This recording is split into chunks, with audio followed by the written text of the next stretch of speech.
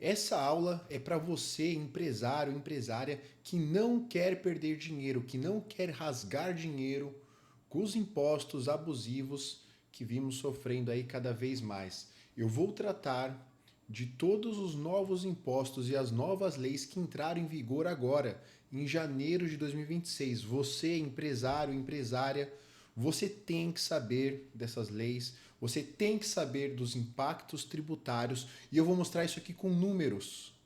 Com números vai ser muito importante, tá bem legal essa aula, bem legal. Assistam até o final que eu te prometo que vai ser impactante. Você vai sair daqui com um outro pensamento, você não vai querer perder dinheiro para o governo. E eu vou te ensinar isso aqui, agora e hoje. Então vamos comigo.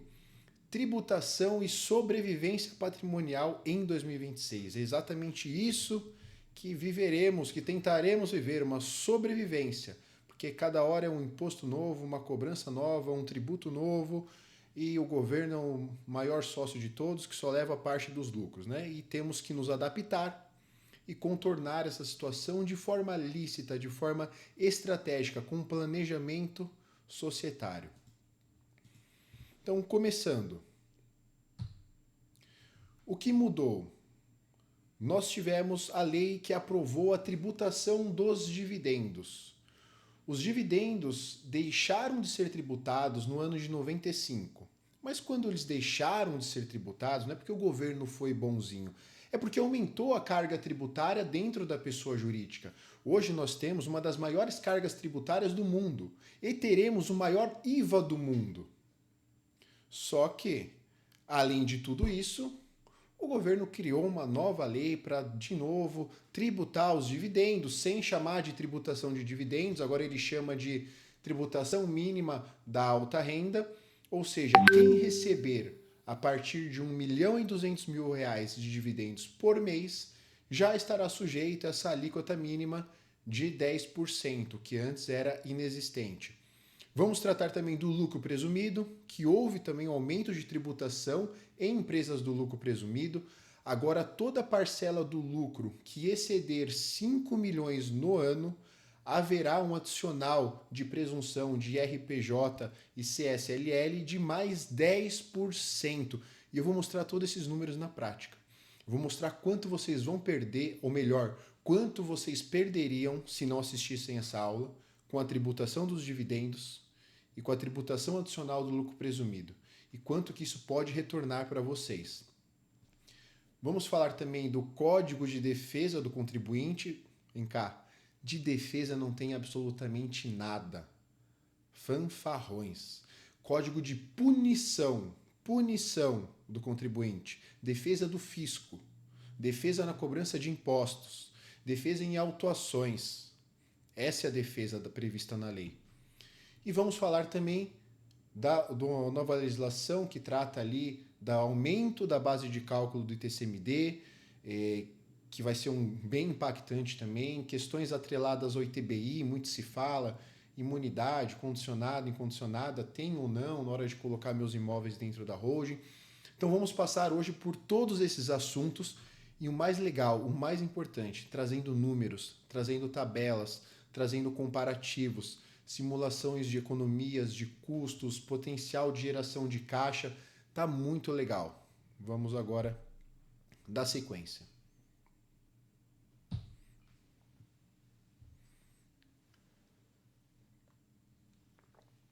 Como falamos há pouco, então estas foram as novas leis que entraram em vigência agora, em janeiro de 2026, que você, empresário, empresária, precisa estar ciente para não perder dinheiro. O objetivo aqui é não perca dinheiro, não rasgue dinheiro com impostos. Então, a lei de tributação dos dividendos, a lei que majorou o lucro presumido, a lei do Código de Defesa do Contribuinte e a regulamentação da reforma tributária, que antes era o PLP 108, agora Lei Complementar 227 de 2026, que foi sancionada agora somente em janeiro deste ano. Em complemento, em regulamentação ao pacote que já havia sido aprovado em janeiro do ano passado, que foi a primeira parte, e essa agora foi a segunda parte, que fala do IVA, IBS, CBS, Comitê Gestor e da parte que nos interessa também, base de cálculo de TCMD, majoração ali da empresa na doação, no inventário, na constituição da holding, são todos os pontos que vamos passar hoje. Então, como já falamos, o fim da isenção de dividendos. Então hoje, se você recebe a partir de 1.200.000 de dividendos no ano, que antes era isento, te gera uma conta de mais 120 mil reais de impostos. Se você recebe 5 milhões, você vai pagar mais 500 mil reais de impostos e assim por diante. E aí existe uma diferença entre retenção e o imposto efetivamente devido. Se você recebe de um único CNPJ até 50 mil reais por mês, não há retenção. Acima disso, vamos supor que você receba 100 mil reais por mês de dividendos da sua empresa. Desses 100 mil, haverá uma retenção na fonte de 10%.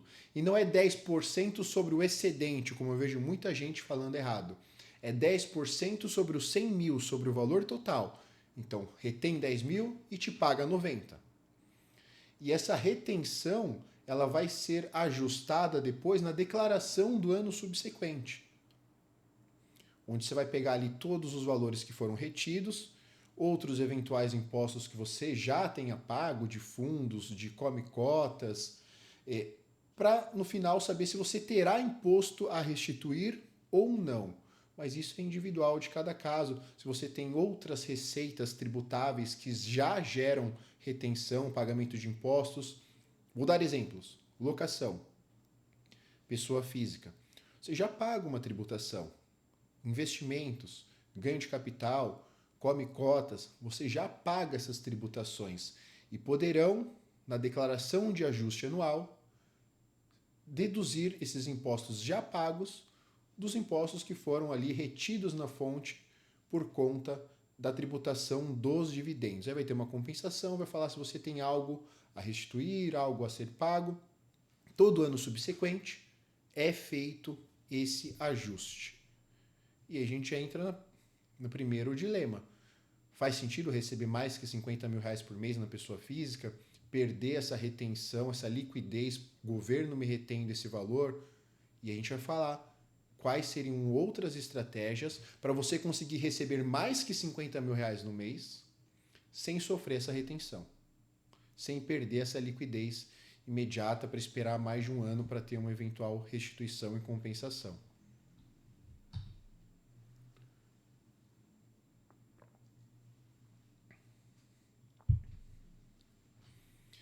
Varia muito de caso a caso, de família para família, de empresa para empresa. O ponto que eu posso deixar aqui de forma objetiva para todos. A holding de participações, que é a empresa que foi feita para participar de ter capital, ações de outras empresas, será uma ferramenta indispensável para a grande maioria dos casos. Por quê? A lei da tributação dos dividendos atinge apenas a pessoa física. Se você distribuir dividendos para uma holding de participações, explicando um pouquinho, você está aqui como sócio da sua empresa operacional. Você sai daqui como sócio. Você integraliza suas cotas aqui em cima em uma holding de participações. E essa holding vai ser a sócia da sua empresa operacional e você é o sócio da holding. Então, sua empresa operacional pode pagar 1 milhão de dividendos por mês para a holding de participações, que não haverá retenção, não haverá tributação extra, porque essa tributação só atinge a pessoa física. E pagando para outra pessoa jurídica dentro de território nacional, não foge dessa tributação. E quando chegar aqui em cima, na holding de participações, vai depender muito de caso a caso. Sou casado, tenho esposa, tenho marido, o casamento é regime de comunhão parcial de bens, a empresa é um bem comum, faz sentido. Posso incluir minha esposa, posso incluir meu marido, porque já é um bem comum nosso. Não vai ser uma venda, não vai ser uma doação. É apenas uma transferência de titularidade das cotas que já pertence àquele outro cônjuge. É legal, mas nessa empresa operacional eu tenho outros sócios? Será que meus outros sócios vão querer que minha esposa ou que meu marido ingresse nessa empresa? Aqui é o primeiro ponto de alerta. Não basta sair constituindo CNPJs acima, colocando esposa, marido, filho, sem ter uma engenharia societária, sem ter isso combinado com seus eventuais sócios, sem ter um acordo de cotistas, um plano de governança corporativa muito bem desenhado. Eu não posso, para fugir de um problema, para evitar uma tributação, gerar potenciais problemas muito, muito maiores para aquela empresa e para aqueles sócios. Então, toda a reestruturação societária deve ser muito bem desenhada, planejada, estruturada com governança, com um especialista em societário. Não é só abrir CNPJ. Não é só abrir CNPJ. Por favor, muita cautela e muita atenção. Então, voltando para o tema, posso incluir o cônjuge na holding de participações? Pode. Comunhão parcial de bens, bem comum do casal, já é tudo que é de direito ali dos dois, pode incluir.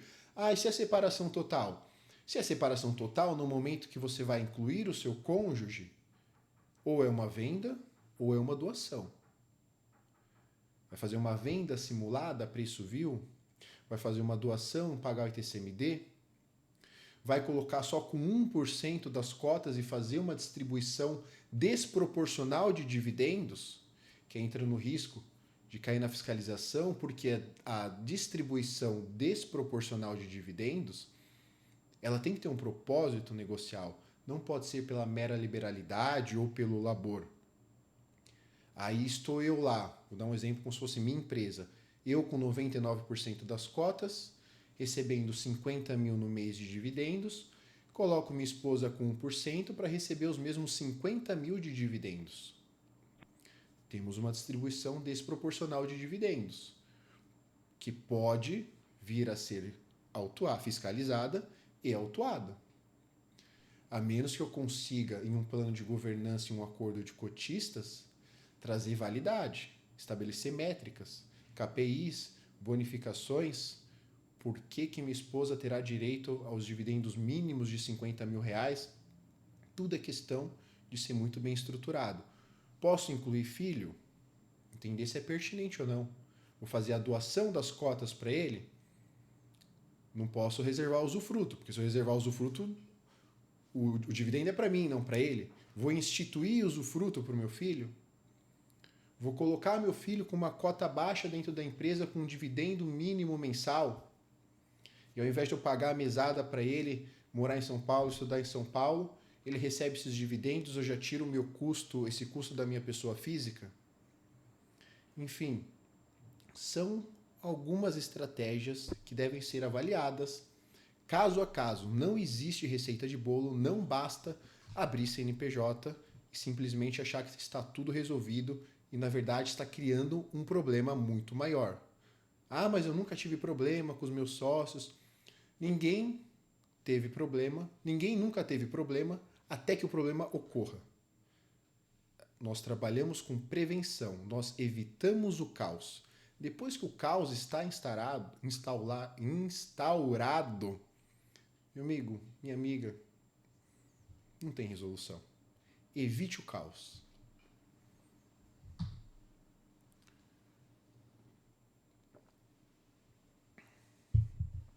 O código de punição do contribuinte. As únicas partes que eram beneficiadas para o contribuinte foram vetadas, redução de 70%, parcelamento em 120 meses. Agora, o devedor contumaz aos olhos do fisco não vai mais poder fazer parcelamentos, ele vai declarar a empresa como inapta. Enfim, é só punição ao contribuinte e só tem defesa para o fisco, para cobrança e para autuações.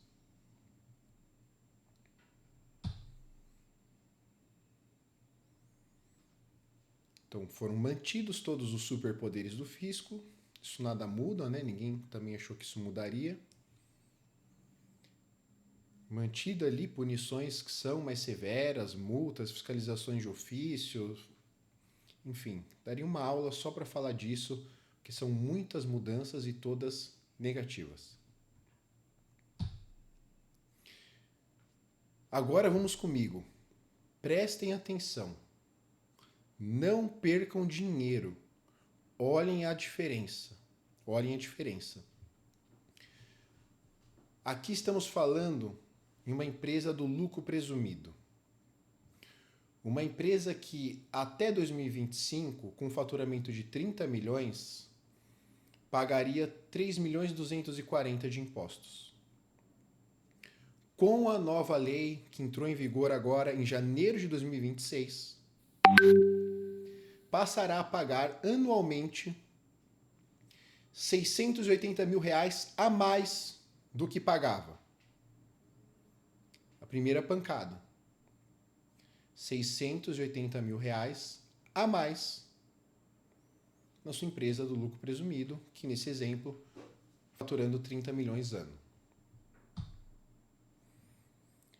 Só que tem mais, né? Além dessa tributação adicional, se você não fizer nada com relação aos dividendos, nesse meu exemplo, o sócio recebe 5 milhões de dividendos, então ele vai pagar 680 mil a mais da tributação do lucro presumido e 500 mil da pessoa física sobre a tributação dos dividendos. Ou seja, anualmente, ele terá uma tributação adicional de 1.180.000. 1.180.000 a mais por ano. Por ano.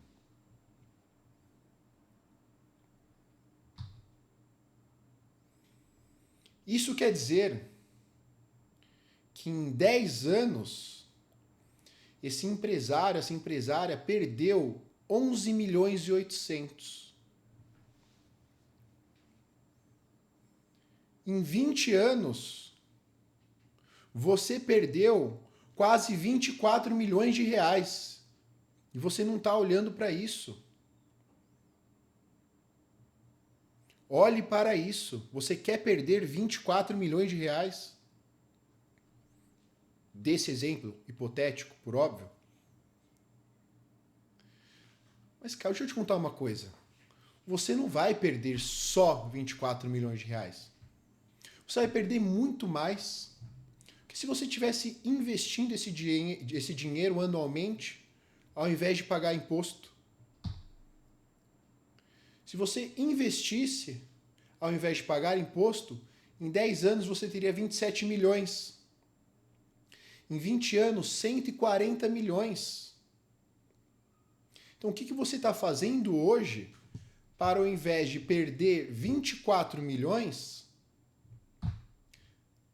ter 140 milhões a mais no seu bolso?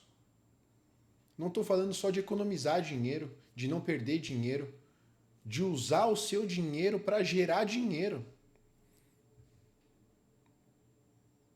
E tá cheio de gente na internet falando de TCMD, de TBI. Ah, nós conseguimos isenção de TBI. Ah, nós conseguimos não sei o que lá do ITCMD. O que é o ITBI? O que é o ITCMD perto disso daqui que você vai perder? Me diz. Vamos olhar primeiro para o que importa. Olha aqui o que importa. Vai pagar o ITBI? Paga. 2%, 3%. Vai pagar o ITCMD? Paga uma vez na vida. Uma vez na vida. Mas isso aqui é todo ano. E aí pergunto novamente. Você quer ficar parado? Você quer ficar inerte, preocupado com o ITBI, com o ITCMD e perder 24 milhões? Ou você quer fazer aquilo que deve ser feito e ganhar 140 milhões? Qual o caminho você escolhe? O que você quer para você, para sua família e para o seu patrimônio?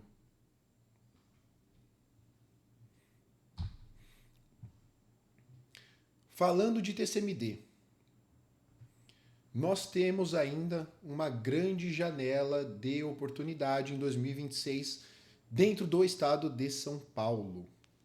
Por quê? O PLP 108, que muda a base de cálculo do TCMD, não foi sancionado ano passado. Ele foi sancionado em janeiro deste ano. E por previsão expressa previsão expressa do texto do PLP 108, aprovado, que virou a Lei Complementar 227 de 2026, os estados obrigatoriamente devem editar suas leis internas para regulamentar o texto da reforma tributária e dos requisitos, dos parâmetros para a base de cálculo do ITCMD. Que o texto aprovado foi o pior de todos. Ele prevê que no inventário, na doação de cotas ou ações de sociedade anônima, que está cheio de picareta aí na internet falando que através de uma SA não pague TBI, não pague TCMD, não existe isso. Voltem algumas aulas que eu falo especificamente sobre esse assunto. Que a base de cálculo será o valor de mercado daqueles imóveis. Quando se fala de sociedade operacional, o que é mais gravoso ainda, metodologia de avaliação pelo fluxo de caixa descontado, o que é uma aberração, uma ilegalidade, uma inconstitucionalidade, mas que vai fazer a sua base de cálculo disparar e o imposto a ser pago muito mais alto. Mas, de novo, isso aqui é só a pontinha do iceberg. O problema maior está aqui. Veja, que mesmo aqui na minha simulação em São Paulo, o pior cenário, você pagaria 4 milhões. Só que o que é 4 milhões se eu gerei para você 140? O que é? Nada. Óbvio que a gente sempre vai querer pagar o menos possível em tudo, de imposto. Eu também não quero dar dinheiro se eu não tenho infraestrutura, segurança, saúde, saneamento. Não quero. Mas só para vocês entenderem o que é o ITCMD perto dos 140 milhões. O que é 4 milhões perto dos 140? Então, voltando para o ITCMD.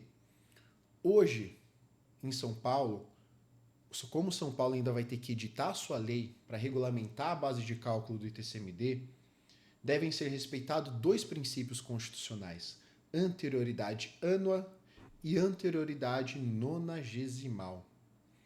Isso quer dizer que, mesmo que São Paulo aprove agora, nos próximos meses, a sua lei complementar, só passará a valer esta em 2027.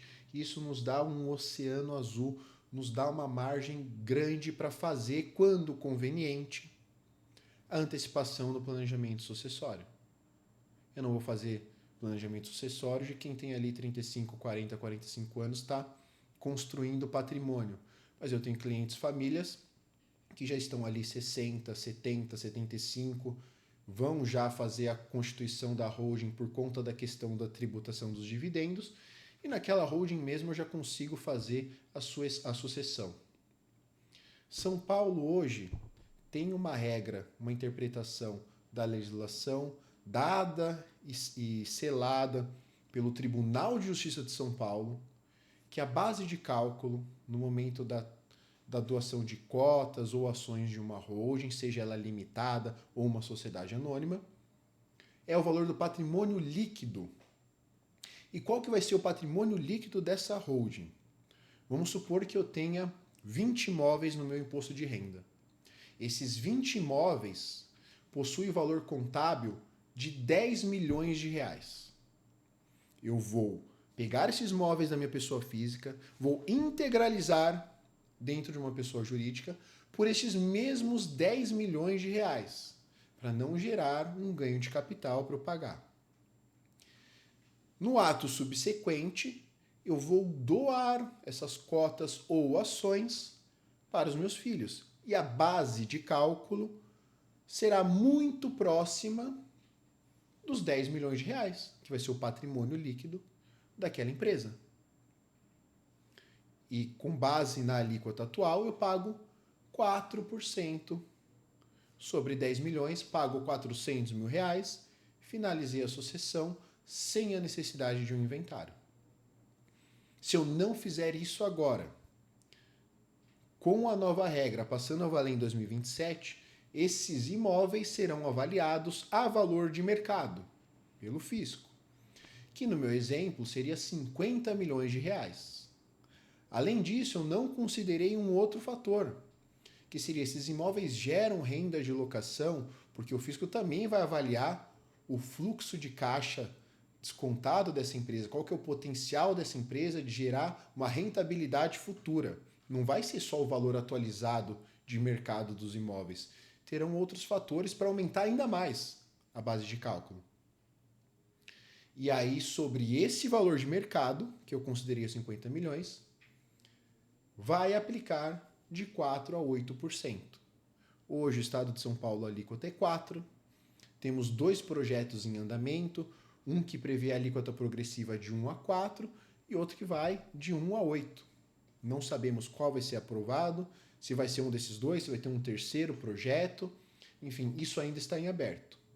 O que temos de certeza em 2026 é que a base de cálculo é extremamente excelente perto de outros estados e a base de cálculo também. Porque a maioria dos outros estados já prevê em suas legislações estaduais que a base de cálculo será o valor de mercado. Goiás, aviamento, o único estado, um dos poucos estados que a gente tem essa brecha, que a gente tem essa vantagem tributária, é o estado de São Paulo.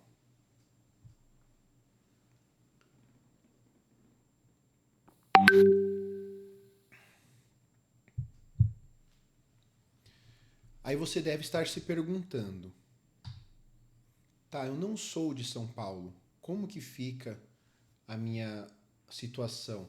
Por que em São Paulo ainda é utilizado o valor contábil? O ITBI Inda Holding mudou com as novas decisões? Então vamos lá. Se você não é de São Paulo, uma das estratégias de planejamento sucessório lícita, prevista no Código Tributário Nacional e que foi agora chancelado pela Lei Complementar 227 de 2026, é a mudança de domicílio fiscal. Inclusive, na lei aprovada agora em janeiro, está escrito lá. Presume-se domicílio fiscal do contribuinte aquele declarado no seu imposto de renda. Porque antes o fisco adorava dizer que isso seria uma simulação, que não pode, vai autuar.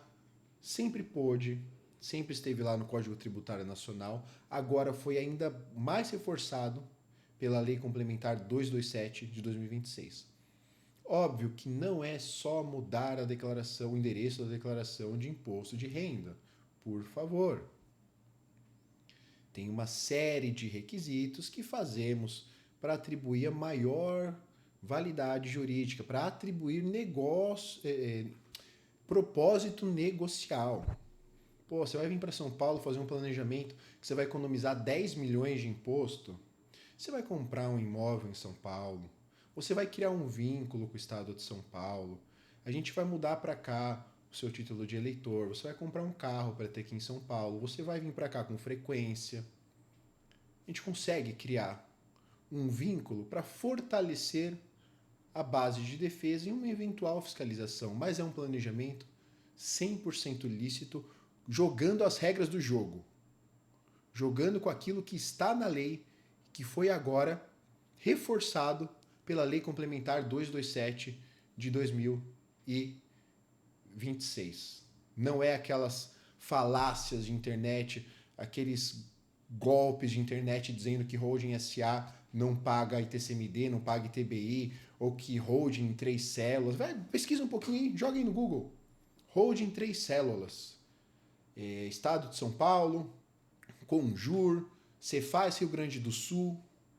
Aí vê a quantidade, a porrada de matéria fiscalizando essa merda que fizeram e espalharam por aí. Todo mundo vai ser fiscalizado, autuado, o prejuízo será gigantesco para essas famílias. O fisco vai desconsiderar toda estrutura que foi reduzida ali de forma artificial, vai cobrar o ITCMD integral com 100% de multa, correção e juros.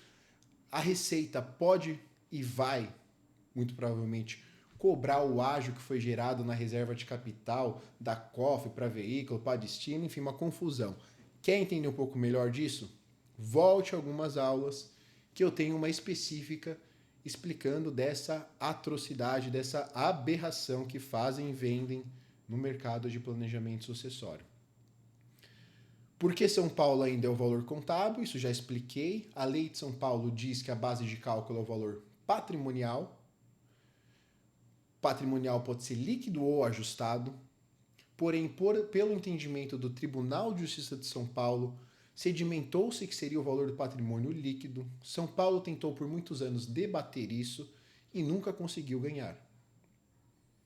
Então, por isso, é o valor do patrimônio líquido contábil. E se der errado, se o São Paulo ganhar e conseguir avaliar, no pior cenário, você ainda economizou 50%, porque no seu estado, provavelmente ainda é 8%. E se você já é de São Paulo, você continua economizando, porque se você não fizer nada hoje e for para o inventário, de qualquer forma você vai pagar a valor de mercado e a alíquota que estiver vigente na época.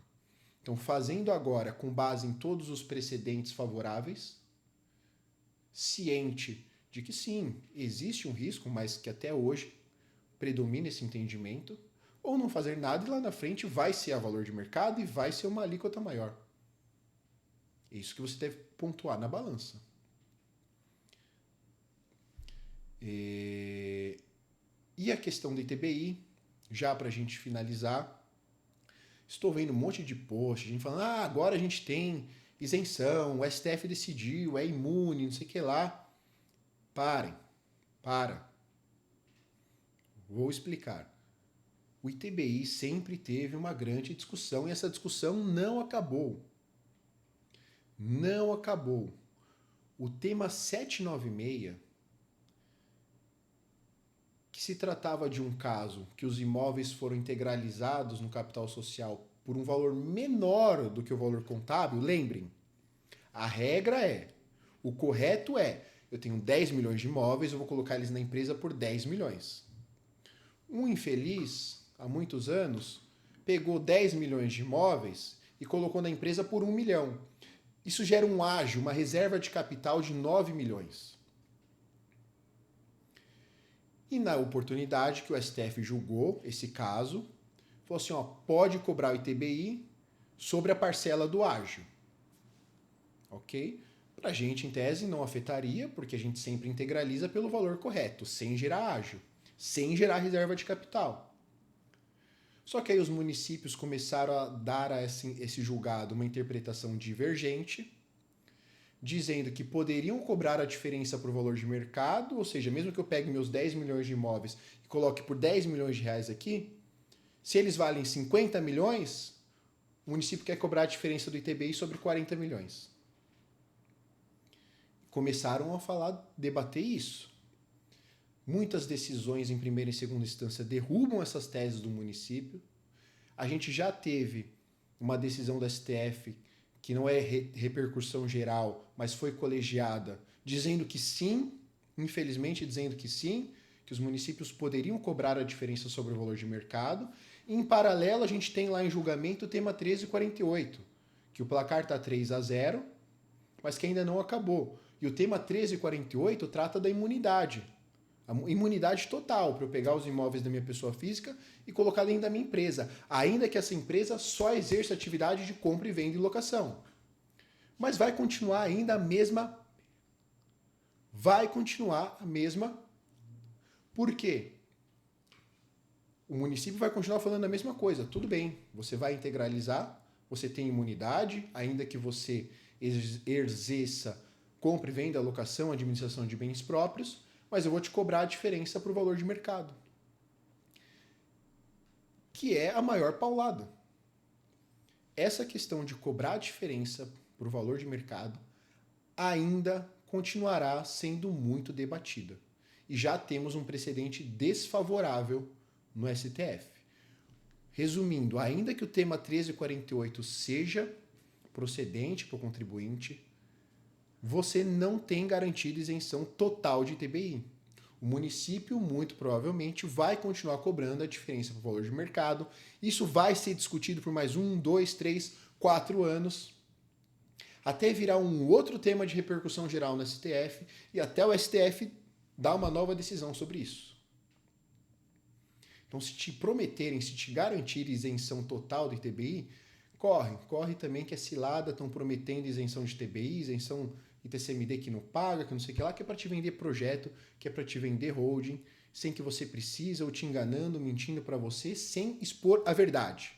Ninguém precisa mentir para vender projeto de planejamento sucessório patrimonial.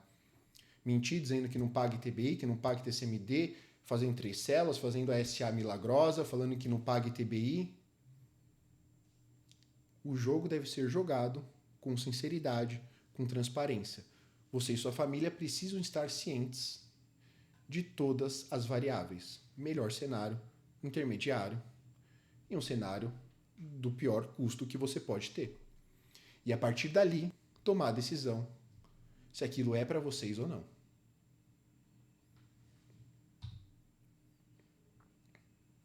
Para a gente concluir, agradeço quem assistiu até aqui, espero que estejam gostando. O que fazer agora? Joguei aí um monte de informações em vocês. Números. O que fazer agora? Primeiro passo, revisão de toda a sua estrutura societária empresarial. A sua empresa do lucro presumido é possível, é lícito, a gente consegue fazer um planejamento com ela, desmembrando em 2 CNPJs, cada um com um produto específico, para não ser um planejamento abusivo aos olhos do fisco. Alguns casos dará para fazer, outros não. Será melhor uma migração para o lucro real? Então, olhe para dentro de casa. O que eu consigo fazer com a minha empresa? O que eu consigo fazer com os meus dividendos? Vou constituir a holding de participações. Vou colocar a esposa, vou colocar o marido, vou colocar os filhos. O que eu vou fazer? E gerar toda essa estruturação. Busquem uma assessoria especializada que falem a verdade para você, que façam um planejamento sério, lícito. Não promessas milagrosas de não pagar nada. Desconfiem quando a promessa for muito boa. Desconfiem. O planejamento societário ele deve ser feito de forma cautelosa.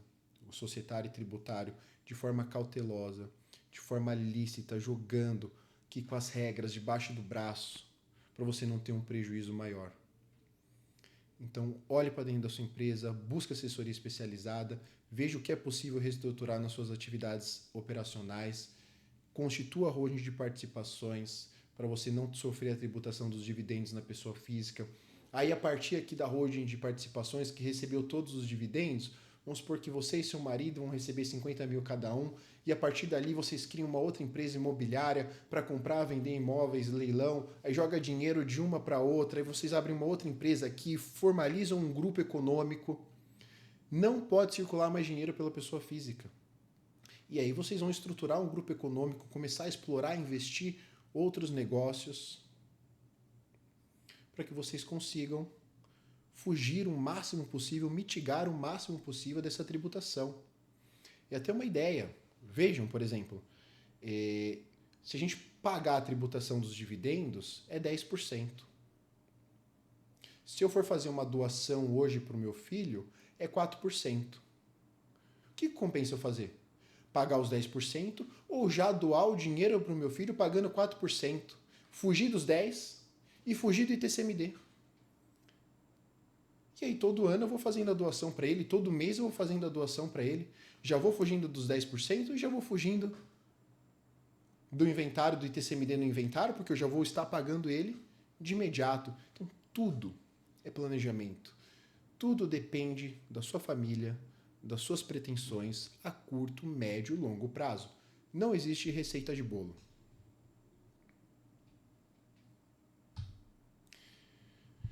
Eu agradeço. Na bio tem o link do meu WhatsApp também, dúvidas, comentários, elogios, críticas, podem ficar à vontade, deixar aqui, eu vou respondendo assim que possível. Obrigado a todos, se puderem se inscrever, curtir, compartilhar com quem vocês acham que podem se beneficiar desse assunto e que não fiquem parados, não fiquem inertes, não percam dinheiro para o governo. Lembre-se, perder 24 milhões ou gerar 140 milhões. Eu finalizo aqui e agradeço a todos. Um abraço.